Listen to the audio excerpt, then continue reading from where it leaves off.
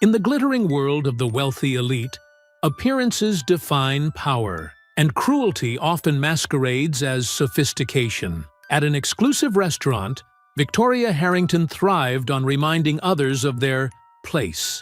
When she spotted Alicia Carter, a poised black woman in a flowing blue dress, she saw an intruder, someone to humiliate. One slap, sharp and public, was meant to put Alicia back in her place. What Victoria didn't know was that Alicia was no ordinary guest. She was the wife of billionaire David Carter. Within minutes, reputations, marriages, and an empire began to unravel. Before we go any further, comment where in the world you are watching from, and make sure to subscribe, because tomorrow's story is one you don't want to miss. The soft glow of crystal chandeliers filled Leclerc's dining room as Alicia Carter and her friend Naomi Brooks stepped through the polished wooden doors. The hostess's eyes widened slightly at Alicia's striking blue dress, a designer piece that flowed like water with each graceful movement. "Good evening, ladies," the hostess said, her smile genuine, but her eyes darting between them and the other patrons. "Your table is ready." As they followed her through the maze of white-clothed tables, Alicia felt the familiar weight of stares on her back. Some quick and furtive, others lingering and less subtle. She kept her chin high, her steps measured and confident. "Ignore them," Naomi whispered, her voice carrying a protective edge. "They're just jealous they don't look half as good as you do." Alicia smiled, but said nothing. Years of navigating these spaces had taught her that silence often spoke louder than words. Their table was perfectly positioned near the center of the restaurant, close to where Victoria Harrington held court, with her usual crowd of socialites. The waiter approached with professional charm. "Welcome to Leclerc's. May I start you ladies with our wine selection?" "The Chateau Margaux, please," Alicia said, her voice smooth and cultured. She noticed Victoria's head turn slightly at the mention of the expensive wine. Minutes later, the waiter returned with 2 bottles of the same wine. In a moment of confusion, he hesitated between the tables.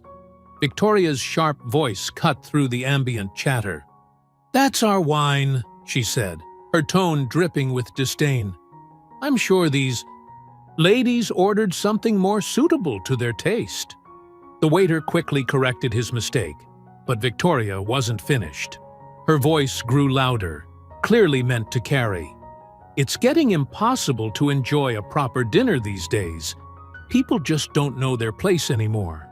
Alicia kept her eyes on the menu, her expression neutral despite the heat rising in her chest. She'd learned long ago that maintaining dignity was its own form of power. "Really?" Naomi's voice carried equal parts silk and steel. "And what place would that be exactly?" Victoria's face tightened with anger. She stood up, her expensive jewelry catching the light as she gestured dramatically. "Well, isn't it obvious? This isn't some common diner. You can't just walk in here wearing a fancy dress and pretend you belong." The surrounding conversations died down as other diners turned to watch. Alicia could see phones being quietly raised, their camera lenses catching the unfolding scene. "The only person making a scene here is you," Naomi shot back, her PR instincts kicking in. "Maybe you should focus on your own dinner instead of policing others." Victoria's face flushed red. She pushed back her chair with a screech and stormed toward their table. Her heels clicked against the hardwood floor like angry punctuation marks. "How dare you speak to me that way?" Victoria's voice trembled with rage. "Do you have any idea who I am? I've been coming here for 20 years. I serve on the boards of half the charities in Manhattan. I won't be lectured by someone who's clearly trying to take things that don't belong to her." Alicia finally looked up, meeting Victoria's gaze with calm strength. "Mrs. Harrington, I suggest you return to your table. You're embarrassing yourself." The fact that Alicia knew her name seemed to push Victoria over the edge. Her perfectly manicured hand shot out fast as a snake, connecting with Alicia's cheek in a sharp crack that echoed through the now silent restaurant. Time seemed to freeze. Alicia's face burned where Victoria's hand had struck, but she didn't move, didn't cry out. She kept her posture straight, her dignity intact, even as her heart hammered against her ribs. The restaurant had gone completely still. Forks stopped midway to mouths. Glasses hung suspended between table and lips. Dozens of phones were now raised, recording everything. Victoria stood there, her hand still raised, her face a mixture of triumph and growing uncertainty as Alicia didn't react the way she'd expected. No tears, no shouting, no running away in shame, just that same calm, steady gaze that seemed to look right through her. The silence stretched out, becoming its own kind of power. It was the kind of silence that marked a turning point, the moment before everything changed. Victoria's hand slowly lowered, and something flickered in her eyes. The first hint of doubt, of recognition that perhaps she had made a terrible mistake. Naomi had half risen from her chair, her face a mask of shocked fury, but Alicia placed a gentle hand on her friend's arm. The touch said everything. Wait. Watch.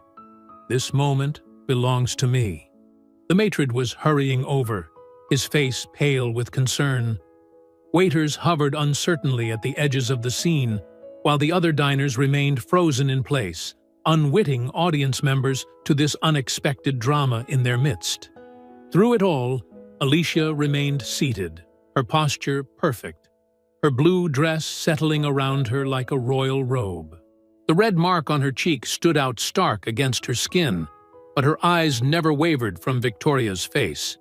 She didn't need to speak. Her silence was deafening, and in it, Victoria's actions echoed back at her with devastating clarity. Naomi exploded from her chair, her voice cutting through the tense silence. How dare you put your hands on her? Who do you think you are? I know exactly who I am, Victoria sneered, though her hand trembled slightly at her side. The real question is, who does she think she is? Coming in here, ordering expensive wine, acting like she belongs? The maitre, Marcus, rushed forward with several staff members close behind. His usual polished demeanor showed cracks of genuine distress. Mrs. Harrington, please, let's not— No, Marcus, Victoria cut him off, her voice rising higher. I won't stand for this. This woman is clearly trespassing. Look at her, trying to play dress-up in that blue dress. She probably snuck in through the kitchen. Alicia's hand dropped slowly from her cheek to rest in her lap. Her fingers smoothed an invisible wrinkle from her dress, the movement deliberate and graceful. The contrast between her calm and Victoria's growing hysteria was striking. Mrs. Harrington, Marcus tried again. I must insist. Call security, Victoria demanded, jabbing a bejeweled finger toward Alicia. I want her removed immediately. I've been coming here for decades. I know every member of the board. When Richard hears about this— Ma'am, a young waiter interrupted, his voice shaking slightly. You don't understand. That's Mrs. Carter. Victoria's lip curled. Carter? Am I supposed to know that name? The restaurant's general manager, James Peterson, appeared at Marcus's side. His face had gone pale and sweat beaded on his forehead. Mrs. Harrington, this is Mrs. Alicia Carter. She's the wife of David Carter. David Carter? Victoria's voice held a note of uncertainty. The owner of Leclerc's, James continued, his words coming faster now. And the entire Carter Hospitality Group, this restaurant, along with 30 others across the country, belongs to her husband.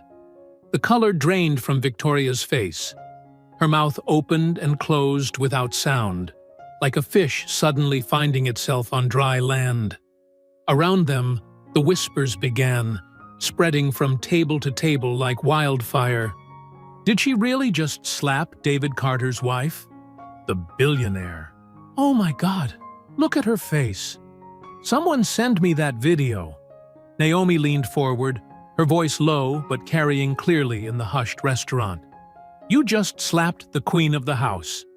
Victoria's perfectly manicured hand flew to her throat, clutching at her pearl necklace. The same hand that had just committed what was quickly becoming a career-ending social faux pas. Her eyes darted around the room, taking in the forest of phones, still recording her every move. I didn't, she stammered, backing away from the table. Her heel caught on the plush carpet, making her stumble slightly. This is all a misunderstanding. I didn't know. That I belonged here? Alicia spoke for the first time since the slap, her voice steady and clear. Or that I could afford to be here. Or that I had every right to be here. Each question landed like a gentle tap on crystal, ringing with truth. The manager stepped forward again, his face set in professional lines, but his eyes hard. Mrs. Harrington, I'm going to have to ask you to leave the premises. Leave? Victoria's voice rose an octave. But I'm meeting the Astors in 20 minutes. We're discussing the Children's Hospital fundraiser. I'm afraid that meeting will need to be rescheduled, James said firmly. Somewhere else. Victoria's face contorted with desperate anger. She fumbled in her designer handbag, pulling out her phone. This is ridiculous. I'm calling Richard. He'll sort this out. We have contracts with... Mrs. Harrington, Marcus interrupted, his voice gentle but firm. Please, don't make this more difficult than it needs to be. Allow me to escort you out. The whispers had grown louder now, phones following Victoria's every movement. The mighty socialite's fall from grace was being documented in real time, and everyone knew it. Years of carefully cultivated social status were crumbling around her like a sandcastle at high tide.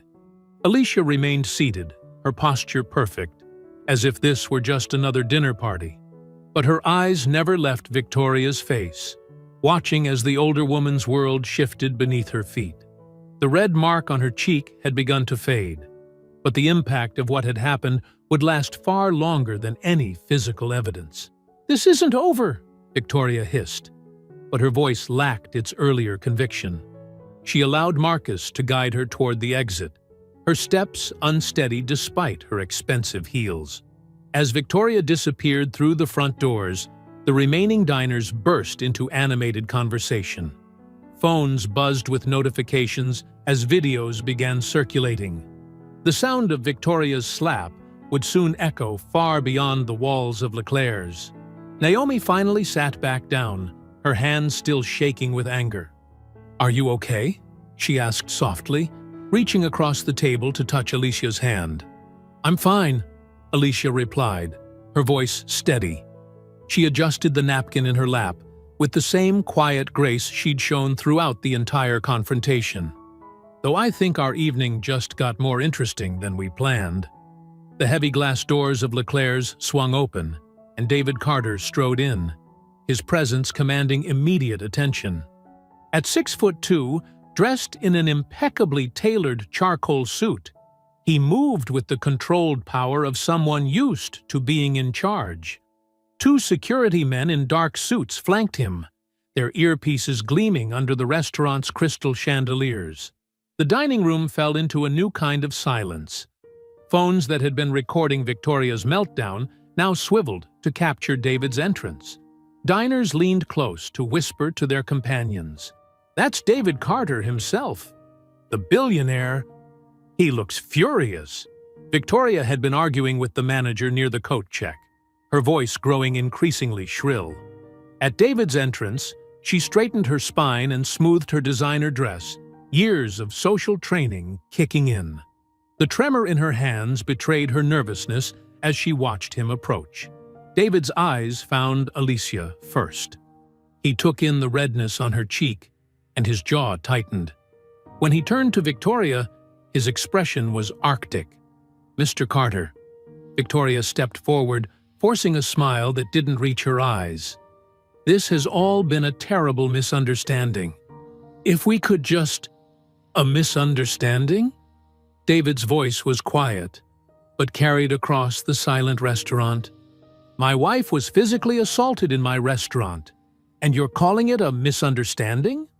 Victoria's smile faltered. You don't understand. She was being provocative, ordering expensive wine, acting… Well, she gestured vaguely with her manicured hands.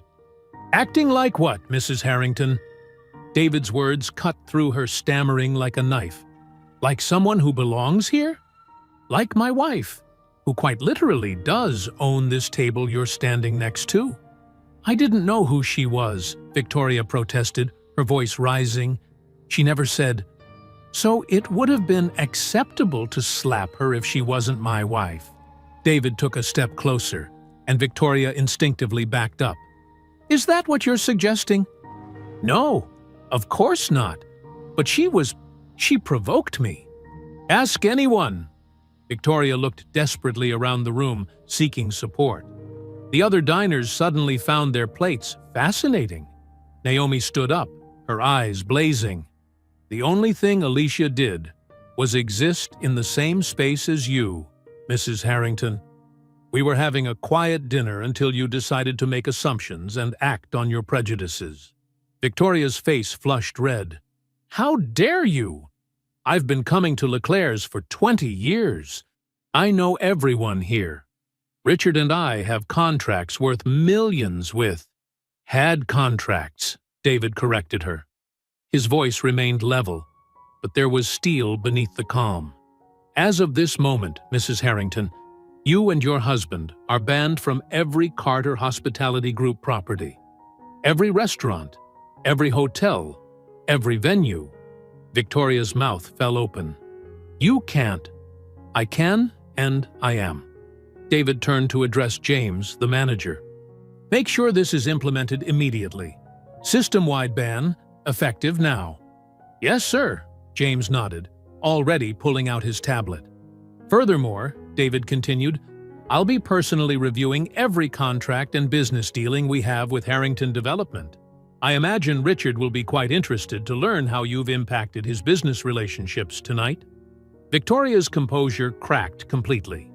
She fumbled for her phone, hands shaking so badly she could barely dial. Richard? Richard, you need to come now. It's all falling apart. David Carter is here, and he's saying things… No, he doesn't mean it.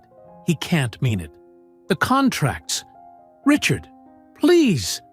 Her voice grew more desperate as she listened to whatever her husband was saying. Around her, phones continued to record every moment of her unraveling. Alicia finally stood, smoothing her blue dress. She moved to David's side with the same quiet grace she'd maintained throughout the evening. David's expression softened as he looked at her, his hand gently touching her cheek where Victoria had struck her. Are you okay? He asked softly. Alicia nodded, leaning slightly into his touch. I am now. Victoria was still clutching her phone, watching them with a mix of horror and disbelief. The reality of what she'd done, and to whom she'd done it, seemed to finally be sinking in. Please, she tried one last time, her voice barely above a whisper.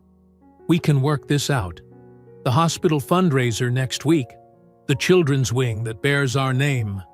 I suggest, David said, wrapping a protective arm around Alicia's waist, that you contact your lawyers in the morning. You're going to need them. He leaned down to whisper in Alicia's ear, just loud enough for those nearby to hear. She will regret every second of this. Marcus stepped forward, gesturing to the security team that had accompanied David. Mrs. Harrington, your coat is ready. Please allow us to escort you out. Victoria looked around one last time, desperately seeking any ally in the room. But the other diners who had fawned over her just an hour ago now watched her with a mixture of disgust and fascination, their phones still recording her downfall. The security team moved to either side of her, not touching her, but making it clear she had no choice. Victoria's shoulders slumped as the fight finally left her.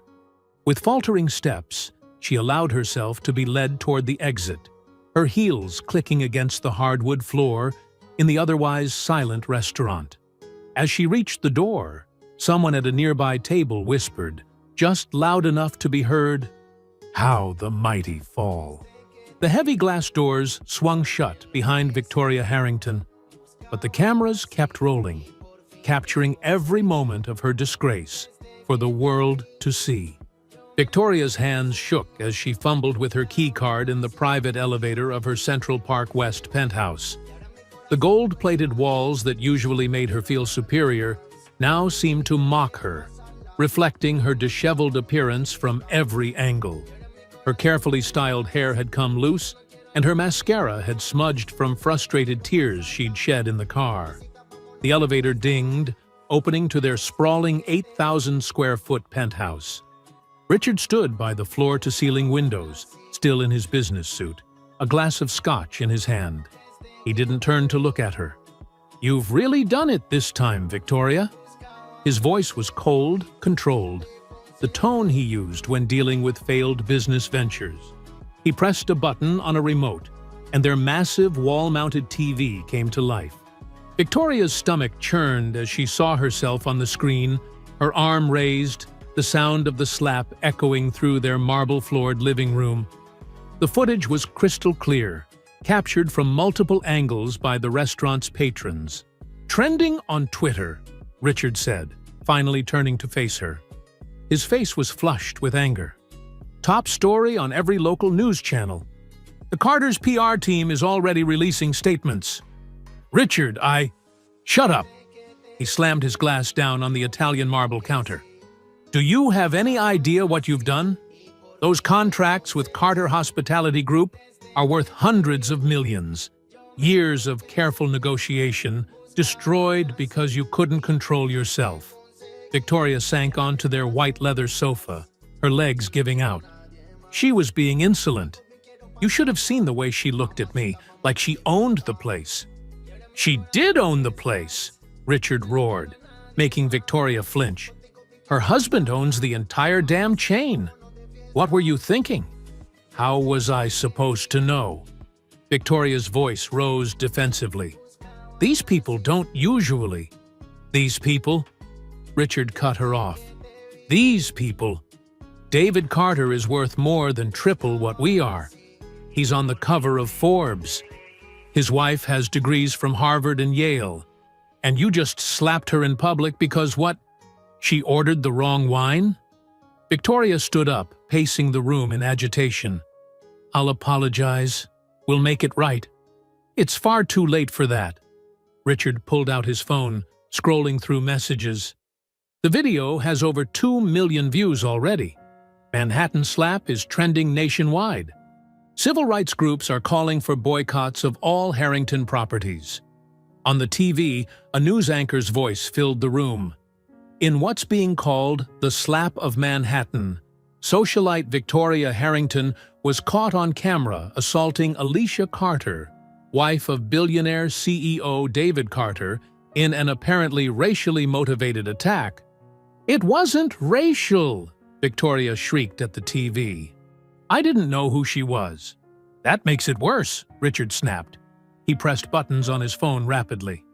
"I'm calling Jerome at Mitchell & Associates. We need their PR team working on this immediately. And get Marcus from legal on the line." Victoria watched as her husband made call after call, his voice growing increasingly tense. She could hear fragments of conversations. "Full damage control, whatever it costs. Need this contained?" The TV continued its relentless coverage. Different angles of the slap played on repeat. Social media reactions scrolled across the screen. Disgusting display of privilege. "Lock her up. Time to cancel the Harringtons." "They can't do this to us," Victoria whispered, more to herself than Richard. "We're the Harringtons. We've been in Manhattan society for generations." Richard ignored her, speaking into his phone. "Yes, call in every favor we have with the media. I want alternative narratives running by morning. Paint Carter as aggressive, his wife as provocative. Anything to muddy the waters." On screen, a panel of commentators dissected the incident. "The body language here is telling," one said. "Mrs. Harrington clearly approaches with premeditated intent. The look on her face," another added. "Pure contempt. This is what systemic racism looks like in action, folks." Victoria grabbed a crystal glass from the bar cart and hurled it at the massive TV screen. It shattered against the protective coating, leaving spiderweb cracks across the corner, but failing to silence the continuing commentary. "Damn it, Victoria," Richard shouted. "Control yourself. This is exactly the kind of behavior that got us into this mess." "I won't let them destroy us," Victoria declared, her voice trembling with rage and fear. "I won't let that woman and her husband take everything we've built." Richard's phone buzzed again. His face darkened as he read the message. "The Metropolitan Museum is reconsidering our sponsorship of the Spring Gala. The Children's Hospital Board wants an emergency meeting about the naming rights to the wing." Victoria collapsed back onto the sofa, her designer dress crumpling beneath her.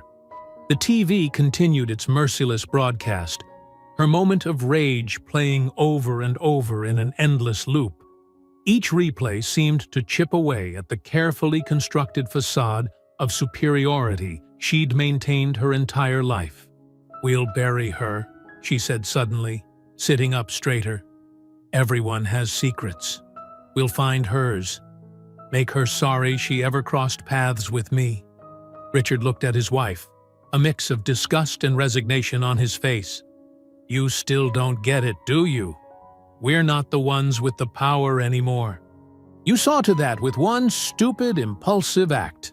The news coverage switched to footage of David Carter leading Alicia out of the restaurant, his protective stance and her dignified composure creating a stark contrast to Victoria's earlier display of violence. "This isn't over," Victoria insisted, her manicured nails digging into the leather of the sofa. "I won't let it be over." Sunlight streamed through the floor-to-ceiling windows of Alicia and David's Upper East Side penthouse. Alicia blinked awake, her cheek still tender from the previous night's assault.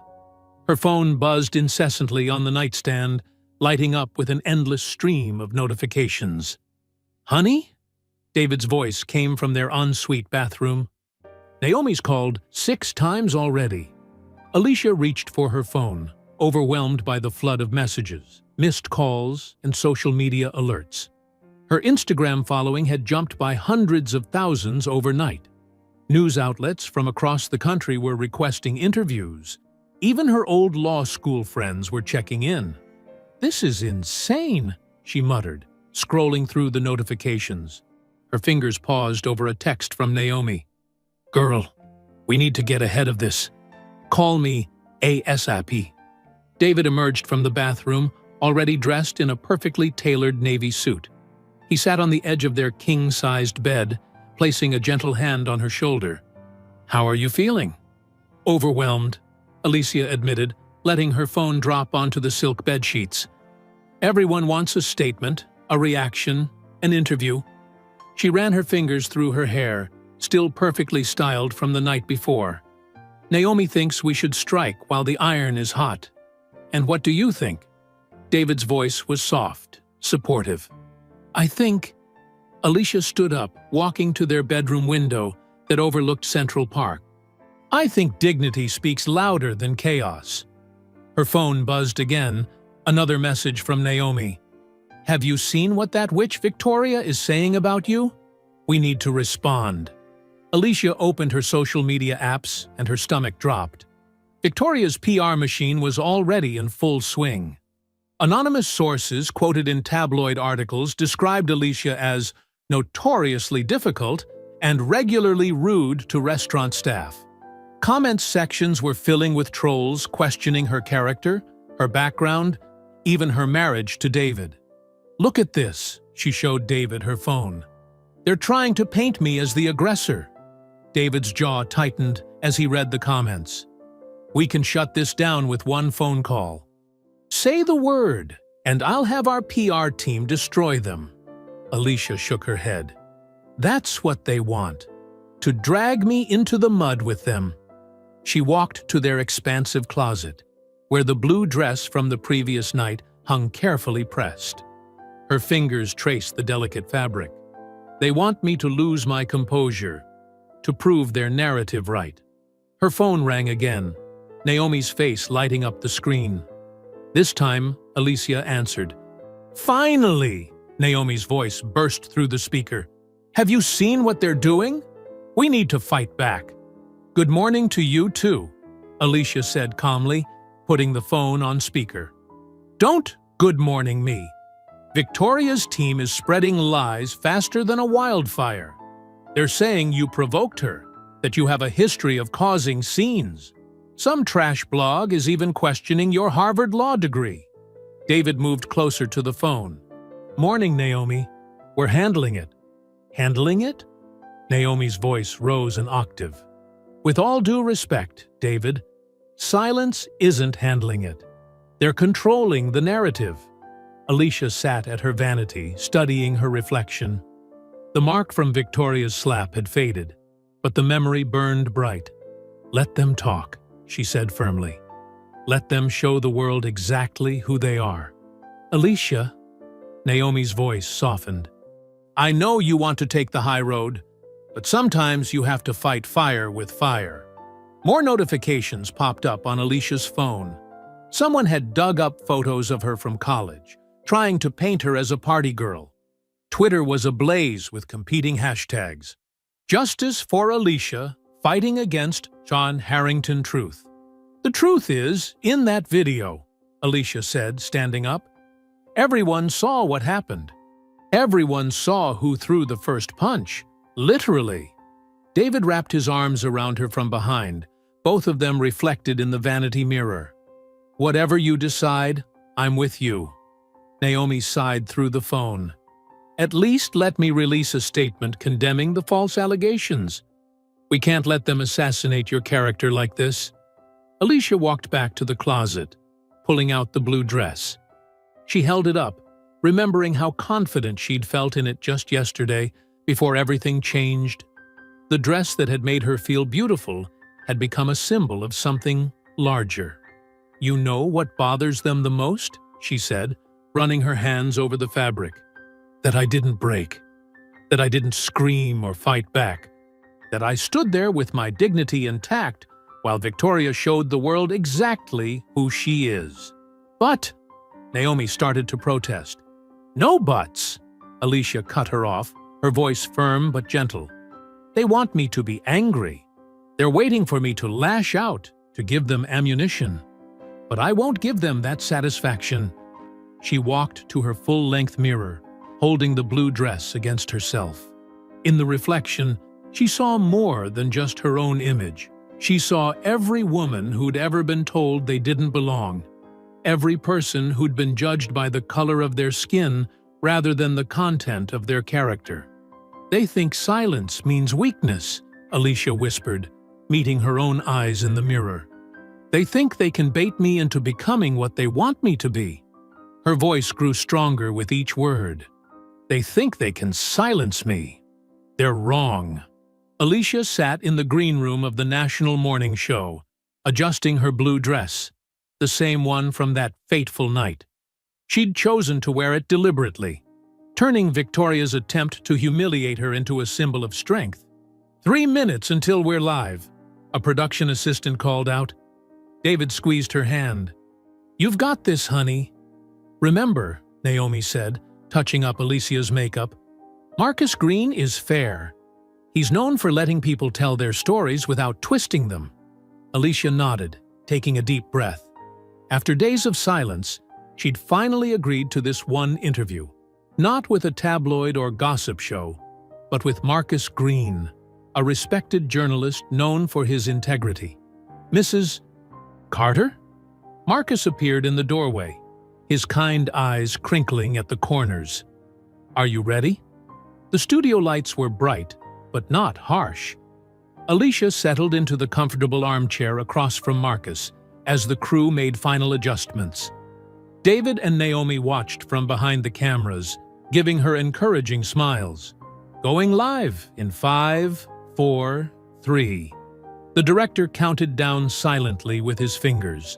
"Good morning, America," Marcus began, his voice warm and professional. "Today we're joined by Alicia Carter, whose encounter at Leclerc's restaurant has sparked a national conversation about privilege, dignity, and racism in America's elite spaces." The cameras turned to Alicia, who sat straight-backed but relaxed, channeling years of courtroom experience. "Mrs. Carter, thank you for being here," Marcus said. "You've been silent since the incident. Why speak now?" Alicia's voice was clear and steady. "Because silence can be misinterpreted, Marcus. While I believe in choosing dignity over chaos, I also believe in standing up for truth." "The video has been viewed millions of times," Marcus noted. "What was going through your mind in that moment?" "Honestly?" Alicia paused, her eyes reflecting both strength and vulnerability. "I thought about my mother. She always told me that true class isn't about what you wear or where you dine. It's about how you treat others, especially in difficult moments." Behind the cameras, Naomi wiped away a tear. David stood rigid, protective, watching every moment. "Mrs. Harrington's team has suggested there was more to the story," Marcus pressed gently. "There is more to the story," Alicia agreed, surprising him. "There's generations of people being told they don't belong. There's countless moments where women who look like me have been judged, not by their character or achievements, but by assumptions about who they are and where they came from." The studio grew completely silent. Even the crew transfixed. "I'm a Harvard-educated attorney. I've worked in boardrooms and courtrooms. I'm married to a brilliant businessman. But none of that should matter," Alicia continued, her voice gaining passion but never losing control. "No one deserves to be humiliated for existing in a space others think they don't belong in." Social media exploded in real time. "Alicia Speaks" started trending within minutes. "You're wearing the same dress," Marcus observed. Alicia smiled. "This dress was supposed to be about a nice dinner with my friend. Now it's armor. Every woman who's ever been told she doesn't belong, this is for them." In living rooms across America, people leaned forward in their chairs. Senior citizens called radio stations, praising her grace. "That's a real lady," one elderly caller said. "She showed us what class really means." "What would you say to Mrs. Harrington if she were watching?" Marcus asked. "I would say that hate is heavy. It weighs you down. But dignity?" Alicia's voice grew stronger. "Dignity lifts you up. It carries you through the storm. And I hope she learns that true power isn't in how hard you can slap someone down. It's in how tall you can stand when others try to diminish you." The interview continued with Marcus asking about her background, her work with youth education programs, her vision for change. Throughout it all, Alicia remained poised, articulate, and unwaveringly authentic. Across town, in her luxurious Upper East Side penthouse, Victoria Harrington watched the interview with growing rage. She paced in front of her massive television, a crystal wine glass clutched in her manicured hand. "How dare she?" Victoria seethed, as Alicia's composed words resonated with viewer after viewer. The morning show's social media feeds were flooding with support for Alicia. Even Victoria's usual society friends were sending subtle signals of distancing themselves. "Look at her, acting so noble," Victoria spat, watching Alicia describe her charitable work with inner-city schools. "Playing the victim when she's married to a billionaire." On screen, Alicia was saying, "Money doesn't shield you from prejudice. Sometimes it just makes the target bigger, the assumptions more vicious." Victoria's hand tightened around her wine glass as the comments scroll showed overwhelming support for Alicia. "Perfect little princess," she hissed. "You think you've won?" The interview reached its conclusion, with Marcus thanking Alicia for her candor and courage. The final shot showed Alicia's serene smile, the blue dress catching the studio lights perfectly. With a scream of fury, Victoria hurled her wineglass at the wall. It shattered spectacularly, leaving a red stain like a wound on the expensive wallpaper. Crimson wine dripped down the wall as Victoria stood breathing heavily, her perfectly curated world crumbling around her. The TV continued to play, showing social media reactions pouring in. Celebrities, politicians, and ordinary citizens were all sharing the interview, praising Alicia's grace under pressure. The hashtag #JohnDignityWins had taken over Twitter, accompanied by photos of the blue dress. Victoria grabbed her phone, furiously scrolling through the responses. Each supportive comment, each shared clip of Alicia's poised responses felt like another slap. But this time, Victoria was the one being humiliated in public. In a sleek Manhattan office with floor-to-ceiling windows, Victoria and Richard Harrington sat across from their PR team. The conference room buzzed with tension as PowerPoint slides displayed the mounting damage to their reputation. "The interview was devastating," said Sarah Chen, their lead PR strategist. "Social media sentiment is running 90% in Alicia Carter's favor. We need to change the narrative immediately." Richard's jaw clenched. "Then change it. That's what we're paying you millions for." "We need something concrete," Sarah replied, tapping her tablet. "Something that undermines her perfect image. Everyone loves a fallen angel story." Victoria leaned forward, her designer suit impeccable despite her obvious strain. "There has to be something. Nobody's that clean." "We've already got our best investigators working on it," Richard said, his voice cold with determination. "Every school she attended, every job she held, every connection she's ever had, dig deeper." Sarah nodded to her team. "We'll need to be careful about how we release anything we find. The public's sympathetic to her right now. If we appear too aggressive, it could backfire." "I don't care about appearing aggressive," Victoria snapped. "I want her destroyed." The meeting continued for hours, strategizing ways to shift public opinion. Richard made calls to his network of private investigators, authorizing unlimited resources for the search into Alicia's past.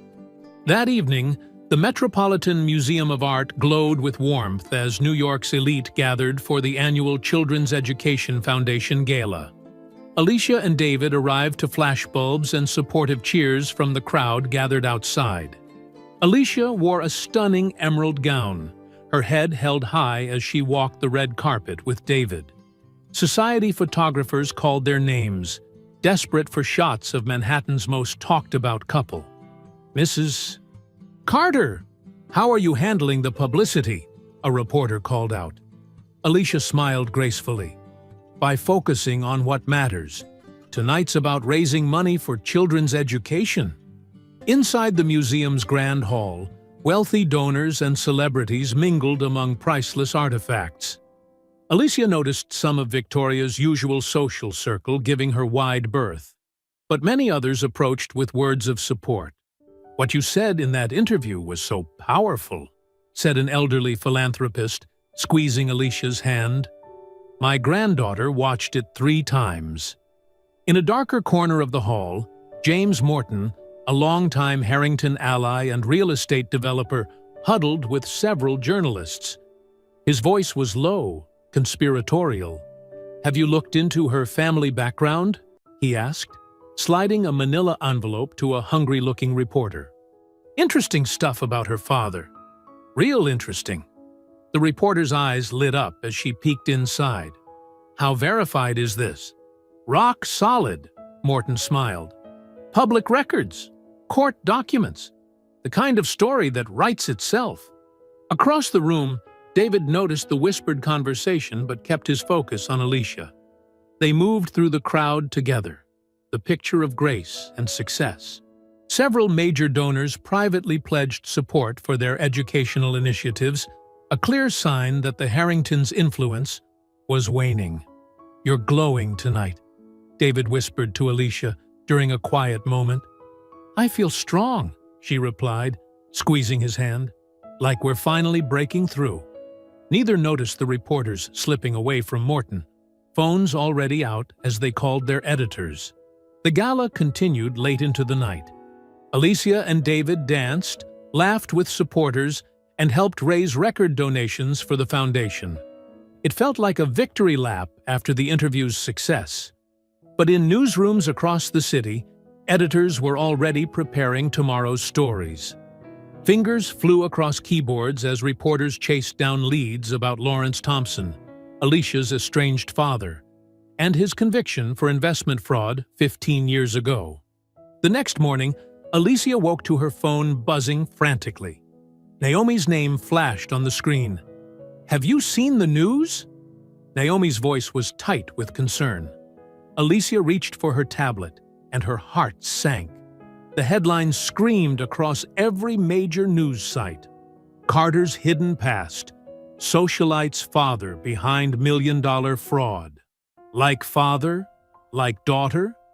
Questions arise about Alicia Carter's family. Exclusive. The criminal history behind Manhattan's new it couple. Photos of her father's old mugshot were everywhere, alongside pictures of her in the blue dress. Comment sections filled with people questioning everything about her character, suggesting she'd hidden her background to infiltrate high society. "They're trying to paint me as a fraud," Alicia said quietly, sitting up in bed. David stirred beside her, immediately alert at her tone. "What is it?" he asked, reaching for his own phone. Alicia handed him the tablet, her hands steady despite the shock. The story she'd tried to leave behind, the pain she'd worked so hard to overcome, was now splashed across every screen in America. The articles dug deep. Her father's crimes, the families he'd hurt, her mother's struggle to raise her alone after his conviction. They quoted anonymous sources, suggesting she'd deliberately hidden her background to marry into wealth. David's face darkened as he read. "The Harringtons," he growled. "They're behind this." Alicia stood and walked to their bedroom window, looking out over the Manhattan skyline. The same city that had cheered her bravery yesterday was now feasting on her pain. "They think this will break me," she said, her voice gaining strength. "They think my father's mistakes define who I am." "We'll fight back," David said, already dialing their PR team. "No," Alicia turned to face him, her expression resolute. "We'll do something better. We'll tell the truth. All of it. My way." Camera flashes exploded like lightning outside the Carters' Upper East Side townhouse. A wall of reporters pressed against the security barriers. Microphones thrust forward like weapons. Alicia stood at the top of the steps, her cream-colored blazer a stark contrast against the dark wood door behind her. "Mrs. Carter, did you deliberately hide your father's criminal past? Was your marriage to David Carter part of a long-term con? Have you spoken to your father since his release?" The questions hit like physical blows, but Alicia maintained her composure. Security guards flanked her on both sides as reporters shouted over each other. "I'll make a brief statement," she said, her voice clear and steady despite the chaos. "Yes, my father made terrible mistakes 15 years ago. He committed crimes that hurt people, and he served his time. I've never hidden this fact, but I chose not to let his actions define my life." More questions erupted, but Alicia raised her hand. "That's all I'll say for now. Thank you." She turned and walked back inside, her heels clicking against marble as the heavy door shut behind her.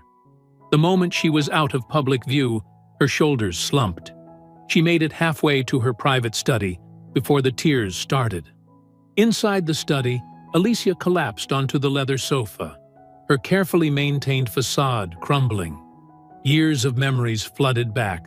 The shame of watching her father led away in handcuffs, the whispers at school, her mother working 3 jobs to keep them afloat. "I worked so hard," she whispered to the empty room. "So hard to build something different." David found her there 10 minutes later, still crying. He sat beside her, pulling her close. Hey! Look at me." Alicia wiped her eyes, smearing expensive mascara. "They're making it sound like I'm just like him. Like everything I've achieved is some kind of scam." "You're nothing like him," David said firmly. "You're the woman who worked her way through law school, who chose to leave a six-figure salary to run our foundation, who's helped thousands of kids get educational opportunities. But the media will print whatever sells papers," David interrupted. "But the truth is stronger. You've never lied about your past. You've just refused to let it chain you down." Alicia's phone buzzed. Naomi's face appeared on the screen as she initiated a video call. Alicia answered, trying to compose herself. "Girl, these vultures are out for blood," Naomi said, her face tight with concern. "We need to hit back harder. Release everything we have on the Harringtons now." "I don't know," Alicia said quietly. "Maybe I should just stay quiet until it blows over." "That's exactly what they want." Naomi's voice rose with passion. "They're counting on you hiding, so they can control the narrative. Don't give them that power." Across town, in the Harringtons' penthouse, Richard poured himself a celebratory scotch. Victoria sat by the window, watching news coverage of Alicia's statement with obvious satisfaction. "Look at her squirm," Victoria smirked, sipping champagne. "Not so perfect now, is she?" Richard loosened his tie, settling into his leather armchair. "The Carters are finally bleeding.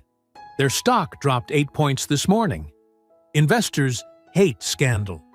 "Will it be enough?" Victoria asked. "To save our contracts?" "It's a start," Richard replied. "We've got more coming. Wait until the press finds out about her father's cellmate's connection to organized crime. The implications alone will destroy their reputation." Victoria laughed, but it held an edge of desperation. "I want to see her humiliated, like she humiliated me." Back in the Carters' study, Alicia stood and walked to her desk. She picked up a framed photo, herself at law school graduation, standing alone. Her father hadn't been there. Her mother had passed away the year before. She'd achieved it all on her own. "David," she said suddenly, her voice stronger, "call Marcus at the foundation. Cancel my meetings for the next 3 days." David raised an eyebrow. "What are you thinking?" "Naomi's right. No more hiding." Alicia's fingers traced the frame. "They want to talk about my father? Fine. Let's talk about how I put myself through school after he destroyed our family.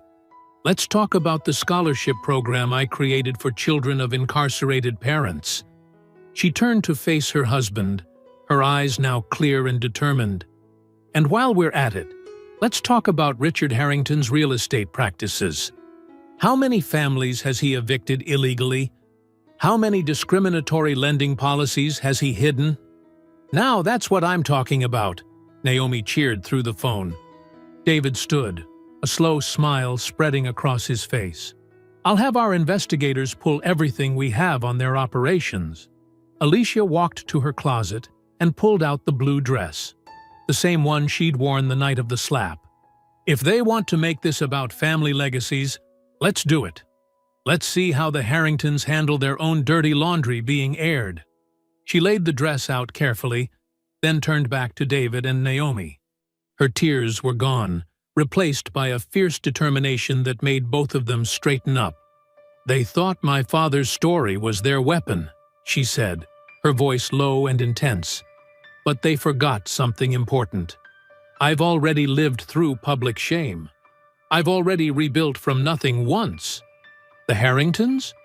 She smiled, but it held no warmth. They've never had to fight for anything in their lives. The next morning, Alicia sat in her home office, surrounded by stacks of property records and tenant complaints. Naomi perched on the edge of the desk, scrolling through her tablet while making notes. "Look at this pattern," Alicia said, spreading out several documents. The Harrington Group buys historic buildings in minority neighborhoods, files for renovation permits, then suddenly all the long-term tenants face eviction notices. Naomi leaned in, frowning. "And let me guess, after the renovations, the rent triples?" Exactly. Alicia pulled up more files on her laptop. But here's where it gets interesting. The renovation permits all list the same contractor, Shell Corp Construction. I did some digging. It's a ghost company, registered to an empty office in Delaware. Money laundering? Naomi raised an eyebrow. Has to be. Alicia stood, pacing the room in her silk blouse and tailored pants. They're probably inflating renovation costs, pocketing the difference, and using it to dodge taxes. Naomi whistled low. Girl, this is dynamite. But we need more than paperwork. We need faces, stories, people willing to speak up. Already on it. Alicia picked up her phone, showing Naomi a long list of text messages. Remember Mrs. Johnson from the foundation? Her church group includes dozens of families affected by Harrington's schemes. They're ready to talk. Naomi's eyes lit up. And with your legal background, you can spot all the violations they tried to hide. Exactly. Alicia pulled up another document. Look at this eviction notice from last month. They claimed emergency repairs, but never filed proper permits. They gave the tenants 48 hours to leave. That's completely illegal in New York. They worked through lunch, ordering sandwiches that sat half-eaten as they dug deeper. By mid-afternoon, they had compiled a damning collection of evidence: forged inspection reports, discriminatory rental practices, and a clear pattern of targeting vulnerable communities. We need someone who knows how to package this, Naomi said, rubbing her tired eyes. Someone who can't be bought off or scared away. Alicia smiled. I know just the person. At 4 p.m., they met Marcus Green at a quiet coffee shop in Brooklyn, far from Manhattan's prying eyes. The veteran investigative journalist listened intently as Alicia laid out their findings, his weathered face growing more serious with each detail. This is systematic discrimination, Marcus said, examining the documents. And the money laundering angle? That could interest federal investigators. We have names, Alicia added. Dates, bank records, everything you need to start pulling threads. Marcus leaned back, studying her. You know they'll come at you harder when this drops. They'll say it's revenge for the slap. Try to discredit the whole investigation. Let them. Alicia's voice was steel. Everything here is documented. And unlike them, I'm not afraid of the truth. I'll need time to verify everything, Marcus said. Interview sources, cross-reference records. Maybe 2 weeks to do it right. Take what you need, Alicia replied. Just make sure it's bulletproof. After Marcus left, Naomi squeezed Alicia's hand. You okay? This is going to get ugly. I'm done being afraid. Alicia's eyes were clear and determined. They thought digging up my father would break me. But they forgot. I learned young how to spot criminals hiding behind respectability. They spent the rest of the afternoon organizing their findings, creating backup copies, and securing everything in a digital vault. As evening fell, Alicia sent Naomi home and waited for David to return from his meetings. She heard his key in the door just past 9. David found her in the study, still working at her computer. You've been busy, he said, loosening his tie and kissing her cheek. Alicia turned to face him, her expression both tired and triumphant. Remember when you said, the truth is stronger? Of course. She gestured to the files spread across her desk. I found their truth. All of it. The illegal evictions, the money laundering, the discrimination. Everything they've hidden for years. David picked up one of the documents, scanning it with growing interest. This is comprehensive. How did you... I was an attorney before I was your wife, she reminded him with a small smile. I know how to follow paper trails. And Naomi knows everyone in this city who's ever been wronged by the Harringtons. She stood, walking to the window. The city lights sparkled below, a constellation of human lives, including all those the Harringtons had carelessly damaged in their pursuit of profit. Marcus Green is going to break the story, she said quietly. He'll do it right. Make sure every claim is verified. When it hits, it won't just be about a socialite slapping me in a restaurant. It'll be about decades of systematic abuse of power. David came up behind her, wrapping his arms around her waist. They tried to shame you with your father's crimes. Yes. Alicia turned in his embrace, her eyes fierce in the dim light. So I'll bury them with their own. They tried to shame me with the past. Her voice dropped to a whisper, heavy with determination. I'll bury them with the truth. The first story broke on a Tuesday morning. Harrington Empire, built on discrimination, blazed across the front page of the city's most respected newspaper. Marcus Green's meticulous investigation laid bare years of systematic abuse, complete with photographs, documents, and heartbreaking testimonials.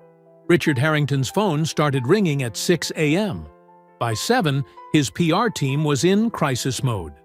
By 8, 3 more major outlets had picked up the story, each adding new details and voices to the growing chorus of accusations. "They're lying!" Victoria screamed, throwing the newspaper across their marble-floored kitchen. "It's all lies, drummed up by that woman." Richard stood by the window, his face a mask of controlled fury as he scrolled through his phone. "Every single claim is documented, Victoria. That's the problem. They have the permits, the bank records, everything." Mrs. Chen, a 70-year-old grandmother, appeared on the morning news, describing how the Harrington Group had forced her family out of their home of 30 years. "They say repairs, but no repairs," she said, tears in her eyes. "Just want us gone because rich people moving in." The story spread like wildfire. Social media exploded with thousands sharing their own Harrington horror stories. Harrington evictions and donor justice for tenants started trending nationwide. Victoria's phone buzzed with a message from Eleanor Whitmore, her closest friend in Manhattan society. "So sorry, darling, but I'll have to cancel our lunch today. Something's come up." One by one, Victoria's carefully cultivated social circle began to distance themselves. Her regular tennis partners suddenly had scheduling conflicts. The charity board she chaired sent a polite email requesting her temporary resignation. "They can't do this to us," Victoria raged, pacing their penthouse in her designer heels. "We built this city. We gave them everything." Richard barely heard her. He was too busy calling in favors, pressing politicians he'd supported for years to help suppress the story. But his usual tactics weren't working. "I'm sorry, Richard," Senator Matthews said over the phone, his voice careful and distant. "This is too hot right now. I can't be seen interfering." By afternoon, more victims were coming forward. A group of black business owners described how the Harrington Group had systematically denied them commercial leases, even when they met all financial requirements. Former employees spoke about discriminatory hiring practices and hostile work environments. "They're vultures," Richard muttered, watching another news segment. Lying vultures looking for a payday. But he knew better. The evidence was too solid, too well documented. Marcus Green had done his homework, building an airtight case that was virtually lawsuit-proof. Victoria tried hosting an emergency lunch for her remaining social allies, but only 2 women showed up. Both left early, making thin excuses. "What's happening?" Victoria whispered, staring at her reflection in the bathroom mirror. "This isn't supposed to happen to people like us." The Harrington Group's stock price began to fall. Investors called emergency meetings. Partners and clients started quietly distancing themselves from ongoing projects. Richard worked the phones frantically, trying to maintain control. "Listen to me," he growled at his lawyer. "I don't care what it costs. Shut this down." But the lawyer's response was grim. "Richard, this isn't something we can make disappear. The evidence is too solid, and the public attention is too intense." By evening, more damaging details emerged. environmental violations, safety code breaches, systematic harassment of rent-controlled tenants. Each new revelation sparked fresh outrage. Victoria's social media accounts were flooded with angry messages. She deleted them all, but the comments kept coming. Former friends who had witnessed her casual racism over the years began sharing their own stories. "Remember when Victoria said that about the waitress at the benefit?" One socialite tweeted. "We all laughed it off then. Shame on us." Richard paced their penthouse, making call after call. But doors that had always been open were suddenly closed. Politicians wouldn't return his calls. Business partners sent messages through their lawyers. "This is that woman's doing," Victoria said, pouring herself another glass of wine. Her hands shook slightly. "That Alicia Carter. She planned this." "No," Richard said quietly, his face ashen. "She just exposed what was already there." The doorman called up to announce that reporters were gathering in the lobby. Camera crews stationed themselves outside the building. The Harringtons became prisoners in their own home, watching helplessly as their empire began to crumble. Late that evening, their private elevator opened. Richard's executive assistant stepped out, her face grave, holding a thick envelope. "This was just delivered to the office, Mr. Harrington," she said, extending the envelope with trembling hands. Richard took it, already knowing what it was. The paper felt heavy, official. Federal letterhead gleamed at the top. The subpoena landed on their glass dining table with a sharp crack. Victoria jumped at the sound, spilling her wine. "Richard!" Her voice was small, frightened. He stood there, hands pressed flat against the table, staring at the document that would begin their undoing. His face, usually flushed with power and confidence, had turned a sickly shade of pale. In the background, their massive television continued to broadcast the destruction of everything they'd built. More victims, more evidence, more truth. Richard's knuckles turned white against the glass table. All the power, all the connections, all the money in the world couldn't stop what was coming. The truth, once buried under layers of privilege and corruption, was finally breaking free. The courthouse steps looked like a battlefield. On one side, protesters held signs reading, "Justice for Mrs. Chen" and "Stop the Harrington Hate." On the other, a smaller group of wealthy supporters clutched "Stand with Victoria" placards. Police officers formed a barrier between them, their faces tense. Alicia Carter emerged from a black SUV, David's hand steady at her back. She wore the same blue dress from that fateful night at Leclerc's, perfectly tailored and radiating quiet defiance. The crowd's reaction was immediate. "We love you, Alicia!" someone shouted. Others took up the cry. Cameras flashed in a strobing frenzy. Reporters thrust microphones forward, but Alicia moved with practiced grace, her head high. David's security team formed a protective circle around them. "Mrs. Carter, how do you feel about today's hearing? Any comment on the Harrington corruption allegations?" She didn't respond, but her expression spoke volumes. Calm, determined, unafraid. Minutes later, a sleek black Mercedes pulled up. Victoria Harrington stepped out first, her designer suit pristine, but her face drawn. Richard followed, his usual commanding presence diminished by weeks of scandal and stress. Their lawyers clustered around them like a shield. "Criminals!" someone yelled. "Give Mrs. Chen her home back!" Victoria flinched.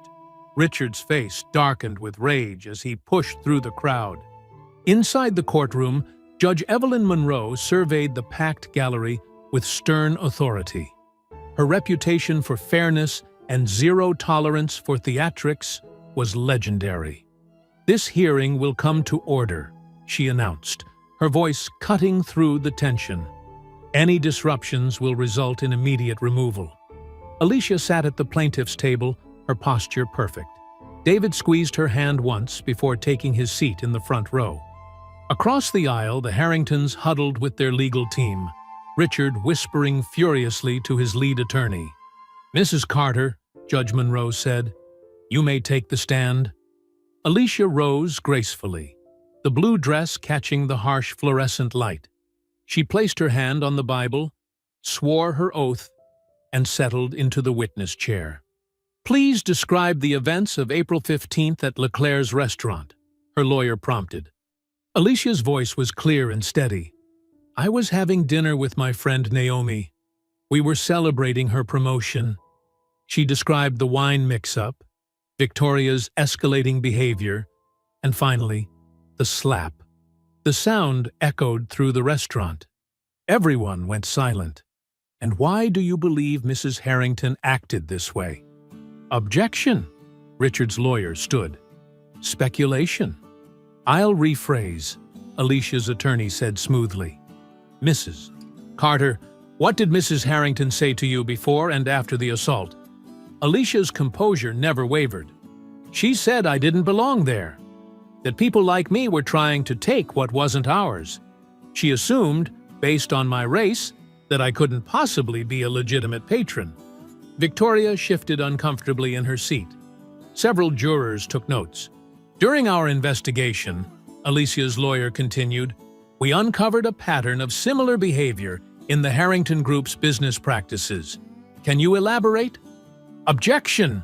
Richard's attorney practically shouted. "Beyond the scope." "Your Honor," Alicia's lawyer countered, "this goes to establishing a pattern of discriminatory behavior and malicious intent." Judge Monroe leaned forward. "I'll allow it, but tread carefully." Alicia detailed the evidence they'd gathered: displaced families, rejected applications, internal emails showing explicit bias. Her legal background shone through as she broke down complex issues into clear, damning points. Richard's face grew redder with each word. His fingers dug into the table's edge. Mrs. Harrington's actions that night weren't isolated, Alicia concluded. They were a public display of the same prejudice that has guided their business practices for years. Victoria's lawyer began an aggressive cross-examination, trying to paint Alicia as an opportunist exploiting a minor incident. "Isn't it true your father served time for fraud?" he demanded. "Yes," Alicia answered calmly. "My father made mistakes he deeply regrets. But I fail to see how his actions relate to your client assaulting me or systematically discriminating against minorities." Richard suddenly stood up, his control finally snapping. "This is ridiculous. We built this city. We provided jobs. How dare you sit there in your perfect dress and judge us?" "Mr. Harrington," Judge Monroe's gavel cracked like a gunshot. "Sit down immediately." But Richard was too far gone. "You have no right. None of you have any right. Do you know who I am?" "Mr. Harrington, this is your final warning. One more outburst and you'll be held in contempt." Cameras clicked rapidly, capturing his red-faced fury. Victoria tugged at his sleeve, whispering urgently, but he shook her off. "This court is a joke. She's turned this into a circus, and you're all falling for it." "Bailiff!" Judge Monroe's voice cut through his tirade. "Remove Mr. Harrington from my courtroom. He will be held in contempt." As security approached, Richard knocked over his chair, pointing at Alicia. "You think you've won? You think this makes you better than us?" Alicia didn't flinch. She sat perfectly still, her blue dress a calm center in the chaos, watching as Richard Harrington, self-proclaimed king of Manhattan real estate, was led away in handcuffs. The courtroom buzzed with shocked whispers. Reporters scribbled frantically. Victoria sat alone at her table, her carefully maintained facade crumbling as she watched her husband's meltdown being broadcast live across every major network. Judge Monroe restored order with another sharp crack of her gavel. "We will take a 15-minute recess. When we return, I expect absolute decorum from everyone present." "Is that understood?" The gallery emptied quickly, reporters rushing to file their stories. Outside, the crowd had grown even larger, their chants echoing through the courthouse halls. "Justice! Justice! Justice!" Outside the courthouse, the afternoon sun beat down on a scene of mounting tension. Police officers in riot gear formed lines between the two groups of protesters, their shields gleaming. The chants from both sides grew louder, more aggressive. "Justice for Alicia!" roared one side. "Stand with Victoria!" countered the other, though their numbers had dwindled significantly since the morning. Alicia and David emerged from the courthouse doors, their fingers intertwined. Her blue dress caught the sunlight, making her look almost ethereal against the gray stone building. Security guards flanked them, eyes scanning the crowd constantly. "Mrs. Carter! Mr. Carter!" Reporters swarmed, microphones thrust forward. "Any comment on Richard Harrington's outburst?" Before they could respond, a water bottle sailed through the air from the Harrington supporters' side. It missed Alicia, but sparked immediate chaos. The two groups surged forward, colliding against the police line. "Back up! Everyone back up!" officers shouted, their radios crackling with calls for backup. David pulled Alicia closer, but she remained remarkably composed. Their security team quickly guided them toward their waiting vehicle, even as shoving matches broke out around them. "Racist trash!" someone screamed at the Harrington supporters. "Liberal mob!" came the reply. Signs splintered as they were used as makeshift weapons. A young man in an expensive suit threw a punch at a woman holding a "Justice for Mrs. Chen" poster. Police moved in swiftly, separating fighters and making arrests. Through it all, Alicia and David walked with dignity, their calm presence a stark contrast to the mayhem. Phones captured their poised exit, footage that would soon go viral as a symbol of grace under pressure. Inside their SUV, Alicia finally let out a shaky breath. "I never wanted violence," she said softly. David squeezed her hand. "This isn't your fault. The truth always brings out strong reactions." Across town, Victoria Harrington sat in her penthouse, watching the chaos unfold on multiple news channels. Her PR team huddled around her, pushing her toward an immediate response. "You need to get ahead of this," her media consultant insisted. "Richard's outburst is trending everywhere. We need damage control now." Victoria nodded, her usual perfect posture slightly slumped. Within minutes, she was seated for a live interview with News Now Network. "Mrs. Harrington, thank you for joining us," the anchor began. "Would you like to address today's events?" Victoria tried to smile, but it came across as strained. "Yes, thank you for having me. First, I want to apologize to Mrs. Carter for any distress I may have caused." The anchor leaned forward. "Any distress you may have caused?" "Yes, well," Victoria shifted uncomfortably. "I think this whole situation has been blown wildly out of proportion by social media and cancel culture. One small misunderstanding has been twisted into something ugly by people with agendas." The anchor's expression hardened. "Mrs. Harrington, video clearly shows you slapping Mrs. Carter unprovoked. How is that a small misunderstanding?" "You weren't there." Victoria's voice took on a defensive edge. "The atmosphere that night was very tense. And now, suddenly, we're being portrayed as monsters? Our company has employed thousands of people over the years. Where's the gratitude?" Social media exploded instantly. "Victoria Harrington is over" party started trending. Clips of her interview were shared millions of times, each with more scathing commentary than the last. Did she really just demand gratitude? Notice how she still can't admit she was wrong? Typical racist non-apology. In Alicia and David's penthouse, Naomi arrived with takeout and wine. The three of them watched Victoria's interview together in the comfortable media room. "Oh my God!" Naomi exclaimed, nearly spilling her wine. "Is she seriously playing the victim right now?" Alicia shook her head slowly. still wearing the blue dress that had become a symbol of resistance. She still doesn't get it. But the world does. Look at these comments. Naomi scrolled through her phone. People are sharing stories about similar experiences they've had with wealthy racists. You've started a movement, Alicia. I never wanted to start a movement, Alicia said quietly. I just wanted to be treated with basic human dignity. Sometimes that's exactly what starts movements, David added, his arm around her shoulders. On screen, Victoria's interview continued to play out like a masterclass in privilege and tone deafness.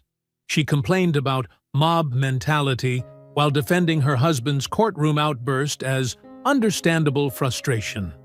The real victims here are the Harrington Group employees, whose jobs are at risk because of this witch hunt, Victoria declared, her voice rising. Where's the social justice warriors' concern for them? Naomi threw a pillow at the TV. Is she kidding? After what they did to Mrs. Chen and all those other families? The news cut to footage of elderly Mrs. Chen, speaking through tears about how the Harringtons had illegally evicted her from her home of 30 years. The contrast between her genuine pain and Victoria's manufactured victimhood was stark. She's done, David said firmly. They both are. The world has changed, and they can't adapt because they don't want to admit they were wrong in the first place. Alicia reached for her wine glass, her hand steady. You know what's ironic? If she had simply apologized that night at Leclerc's, really apologized, this might have ended differently. Proud people would rather lose everything than admit they're wrong, Naomi observed, checking her phone again. Oh wow, major companies are already releasing statements, cutting ties with Harrington Group. The empire is crumbling in real time. They watched as more news poured in. Investors pulling out, board members resigning, social clubs revoking memberships. Victoria Harrington's non-apology had become the final nail in her family's social coffin. The morning sun cast long shadows across Manhattan as federal agents swarmed the Harrington Group headquarters. Through the glass-walled lobby, employees watched in shock as investigators carried out boxes of documents and hard drives. In a downtown conference room, District Attorney Sarah Martinez stood before a wall of reporters, pointing to a screen filled with damning financial records. The evidence shows a clear pattern of fraud, money laundering, and discriminatory housing practices spanning 2 decades, she announced, her voice firm. The Harrington Group systematically targeted minority communities for illegal evictions while falsifying property records to hide their actions. Alicia and David sat in the front row, their presence commanding attention. She wore a simple white blazer today, her expression solemn as the evidence mounted. David held her hand, his jaw tight as he watched years of corruption exposed. Furthermore, Martinez continued, we've uncovered offshore accounts containing millions in embezzled funds. Multiple properties were purchased using laundered money from questionable sources. Screens displayed complex financial diagrams showing how money flowed through shell companies and fake charities. Several of Victoria's prestigious philanthropic organizations were revealed to be fronts for tax evasion. My God, whispered a reporter nearby. They were running a criminal enterprise in plain sight. At Harrington Group headquarters, Richard paced his corner office, watching his empire implode on multiple news channels. His phone buzzed constantly with calls from panicked investors and board members jumping ship. Mr. Harrington, his assistant's voice trembled through the intercom. Morgan Stanley is terminating all relationships with the company, effective immediately. And the board has called an emergency meeting to vote on your removal. Richard slammed his fist on his desk. Tell them they can't do this. I built this company. Sir, they've already voted. It was unanimous. Victoria burst into his office, her designer outfit disheveled, her eyes wild. Richard, please, just stop fighting. Admit what we did. Maybe they'll show mercy. Mercy? Richard spun toward her, face red. You want me to beg for mercy from them? After everything we've built? Everything we've built is gone. Victoria's voice cracked. Our friends won't take my calls. The country club revoked our membership.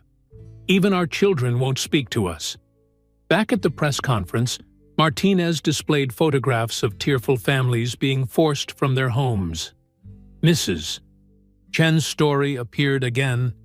The elderly woman who had lived in her apartment for 30 years before the Harringtons illegally evicted her to build luxury condos.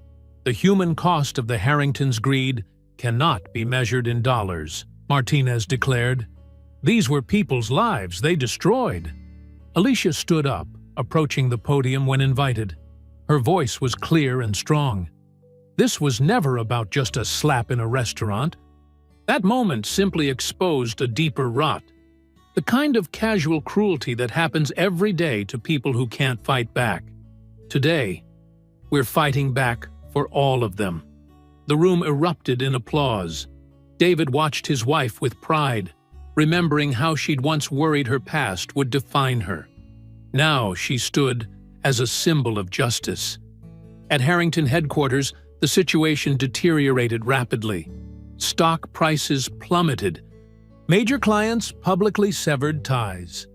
Banks froze accounts as investigations widened. Richard's secretary quit on the spot when federal agents arrived on their floor. Victoria sat crumpled in a leather chair, watching her husband unravel as he tried to delete files and shred documents. "It's over," she whispered. "Richard, please. They're coming." "Nothing's over," he shouted, but his hands shook as he fumbled with papers. "I still have connections. I can still fix this." "Fix what?" Victoria stood suddenly, her voice sharp. "Our reputation is destroyed. Our friends have abandoned us. Our own children won't defend us. And it's all because we couldn't admit we were wrong." Richard whirled on her. "This is your fault. If you hadn't slapped that woman—" "No!" Victoria's scream surprised them both. "Don't you dare blame me alone. We've both been horrible people. We've hurt so many families. And for what? More money we didn't need?" Heavy footsteps approached down the hallway.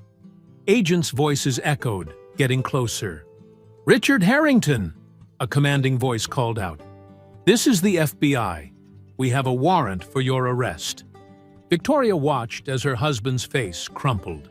Reality finally breaking through his denial. He looked suddenly old, defeated. The door burst open, agents flooding in with weapons drawn.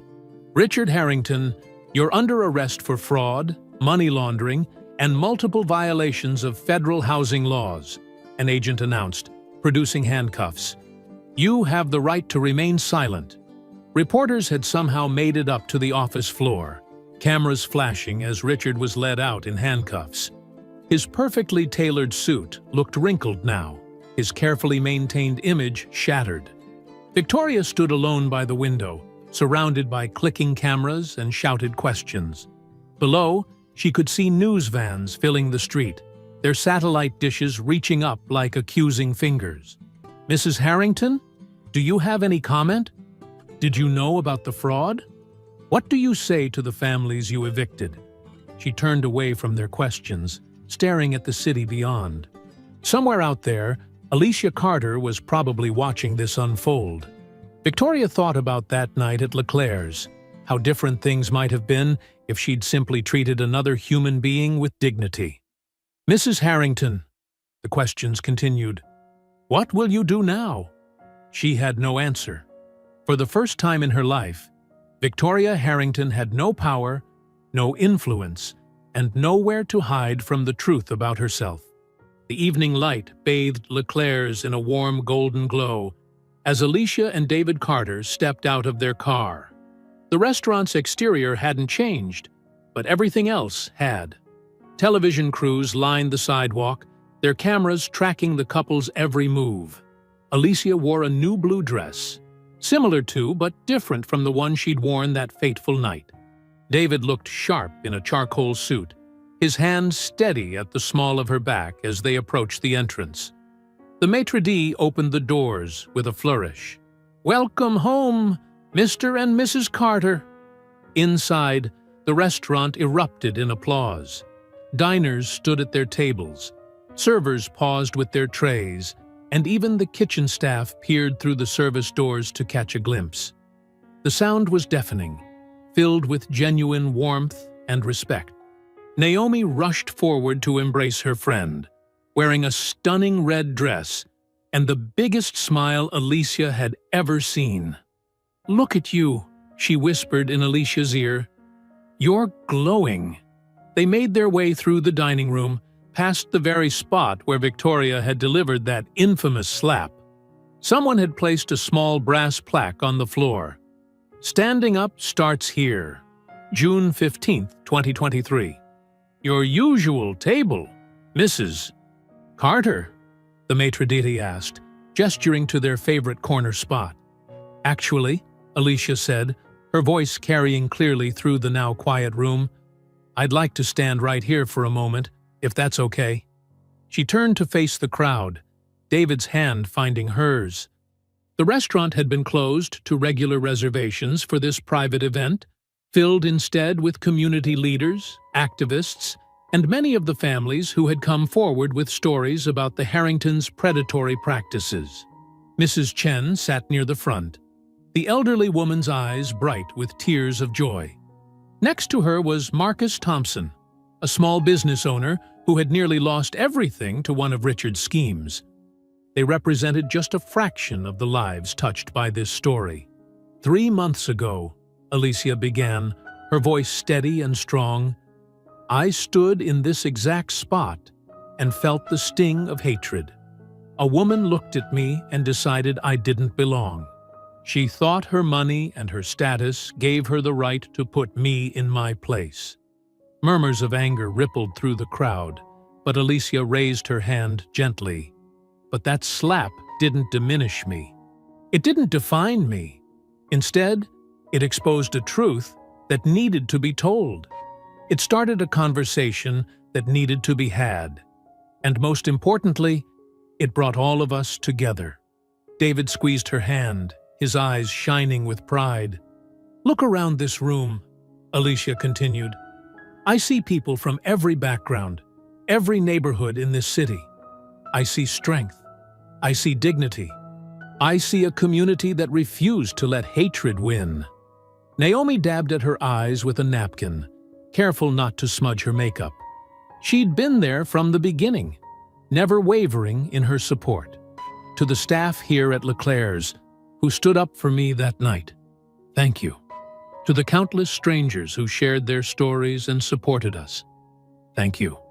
To every person who chose truth over comfort, justice over convenience, thank you. The head waiter, who had been working the night of the incident, raised his glass. Others followed suit, a forest of crystal catching the light. But this isn't just about me. Alicia's voice grew passionate. This is about every person who's ever been told they don't belong. Every family that's been pushed out of their home. Every individual who's faced discrimination and thought they had to accept it. She gestured to Mrs. Chen. This is about people like Mrs. Chen, who fought for 30 years to keep her home. And now, thanks to the settlement, she'll not only keep it, she'll help other families do the same through the housing assistance program we're launching next month. More applause broke out. Mrs. Chen beamed, clutching her handbag with pride. The Harringtons thought they could silence us with money, with threats, with shame.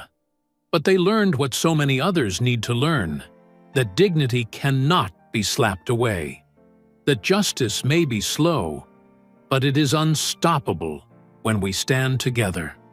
Naomi stepped forward, raising her champagne glass. To Alicia Carter, she called out, her voice ringing with emotion. The woman who turned a slap into a revolution. To Alicia, the crowd echoed, glasses lifting high. David pulled his wife close, pressing a kiss to her temple. Cameras flashed, capturing the moment, but Alicia barely noticed them anymore. She was too busy watching the faces around her. Proud faces, determined faces, faces full of hope and vindication. A server appeared with champagne for Alicia and David.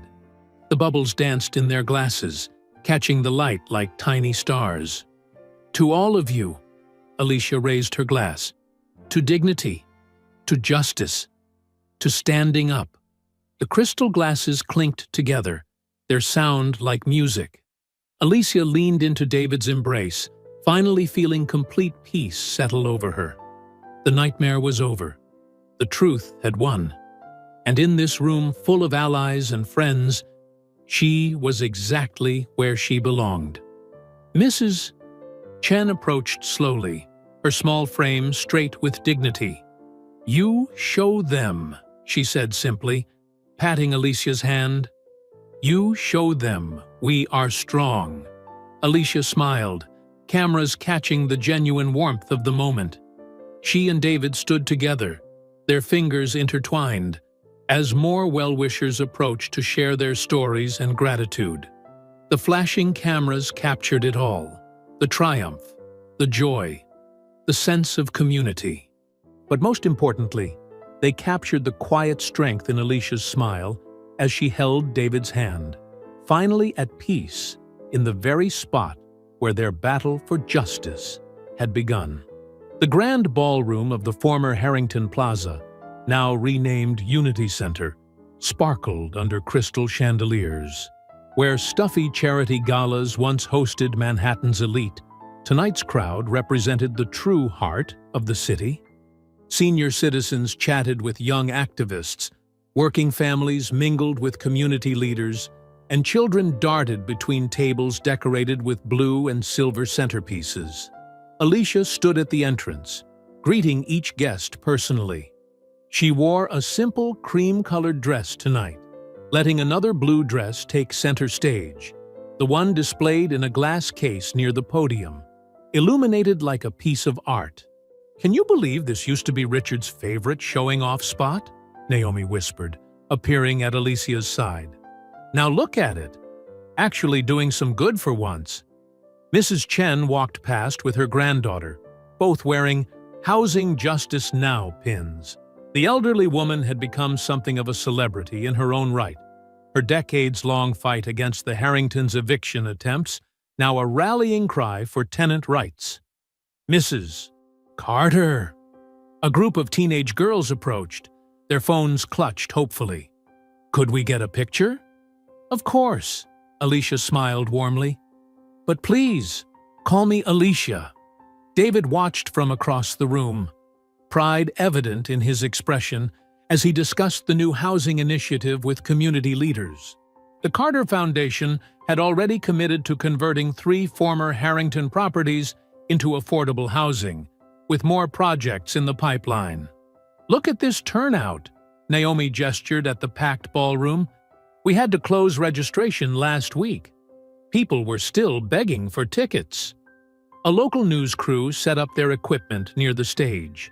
The reporter, Sandra Chen, no relation to Mrs. Chen, had covered the story from the beginning.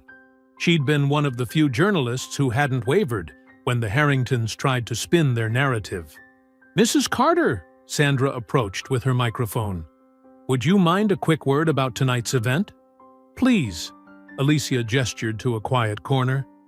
"And thank you again for your fair coverage throughout everything." "Truth is its own defense," Sandra replied. "Ready when you are." The camera's red light blinked on, and Sandra began. "I'm here with Alicia Carter at tonight's Housing Justice Initiative launch. Mrs. Carter, this building held very different events just months ago. How does it feel to transform it into a community space?" "It feels right," Alicia answered, her voice clear and confident. "This space, like so many others, was built on the backs of hardworking people who were then shut out of it. Tonight, we're opening the doors wide. We're saying everyone belongs." A burst of laughter drew their attention to where David was showing a group of kids how to tie proper bow ties. The children giggled as they tangled the silk strips, their parents watching with grateful smiles.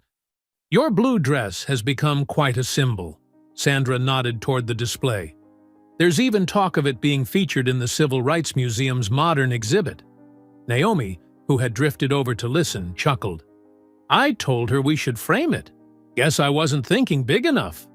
The dress itself isn't important, Alicia said thoughtfully. What matters is what it represents. Every person who's ever been told they don't belong, every family fighting to keep their home, every individual standing up against injustice, that's what it symbolizes.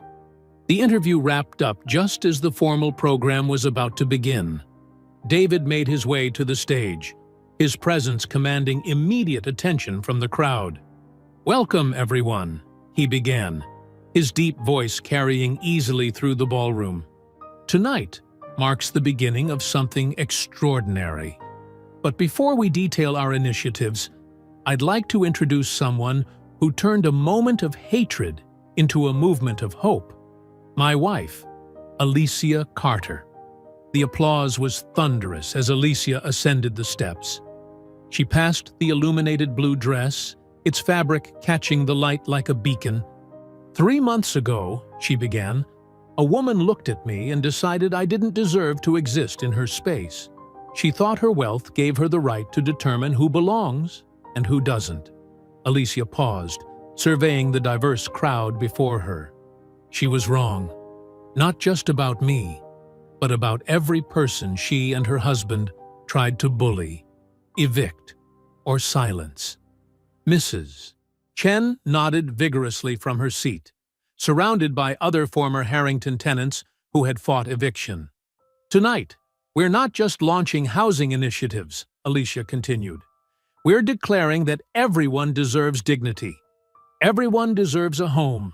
Everyone deserves to belong. David joined her at the podium, their hands finding each other naturally. The crowd rose to their feet, applause mixing with cheers and a few happy tears. Look at this room, Alicia spoke softly to David, though the microphone carried her words. They tried to destroy us, but we built something greater. The cheering grew louder. Naomi wiped tears from her eyes, careful not to smudge her mascara. Mrs. Chen hugged her granddaughter. Young activists high-fived senior citizens. Children waved their proudly crooked bow ties. Camera flashes captured it all. The joy, the triumph, the sense of community that filled every corner of the transformed space. The blue dress stood in its case, no longer a reminder of humiliation, but a symbol of victory, of justice served, of dignity preserved. The applause continued, washing over Alicia and David as they stood together at the podium. Their victory complete, not just in defeating the Harringtons, but in building something meaningful from the ashes of their empire. I hope you enjoyed that story. Please share it with your friends and subscribe so that you do not miss out on the next one. In the meantime, I have handpicked 2 stories for you that I think you will enjoy. Have a great day.